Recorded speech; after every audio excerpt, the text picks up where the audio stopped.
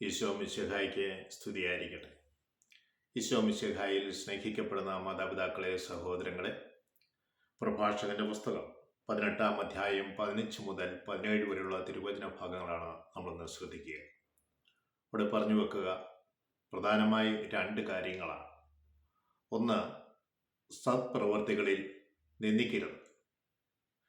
രണ്ടാമതായി പറയുന്നത്, ദാനങ്ങളിൽ ഒന്നിലും വേദനയുടെ വാക്കുകൾ കലർത്തരുത്.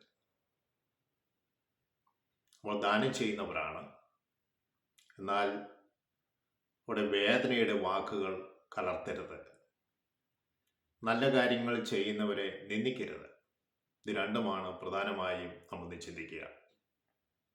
തുടർന്ന് പറയുന്നത്, കഠിനമായ ചൂടിനെ മഞ്ഞ് ശമിപ്പിക്കില്ലേ.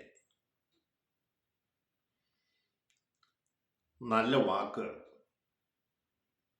നല്ല ദാനത്തെക്കാൾ ശ്രേഷ്ഠമാണ്.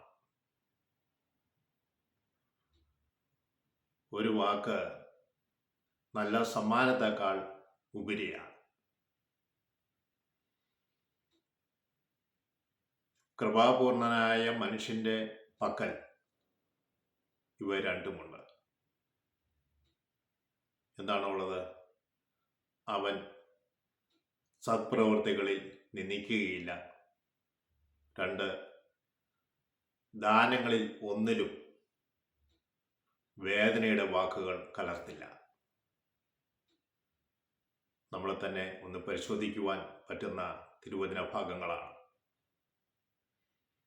നമ്മൾ ദൈവത്തിലാണ് എന്ന് പറയുകയും ദൈവത്തിന് കൂടെയാണ് എന്നൊക്കെ ചിന്തിക്കുമ്പോഴും ഓർക്കുക, സത്പ്രവർത്തികളിൽ നിന്ദിച്ചിട്ടുണ്ടോ? ദാനം ചെയ്യുമ്പോൾ അവിടെ വേദനയുടെ വാക്കുകൾ കലർത്തിയിട്ടുണ്ടോ? സ്നേഹമുള്ളവരെ, നമ്മൾ തന്നെ ആത്മശോധന ചെയ്ത് ദൈവസന്നിധിയിലേക്ക് നമുക്ക് കൂടുതലായി എടുക്കാം. ദൈവം ഏവരെയും സമർത്ഥമായി അനുഗ്രഹിക്കട്ടെ എന്ന് പ്രാർത്ഥിക്കുന്നു. Praise the Lord.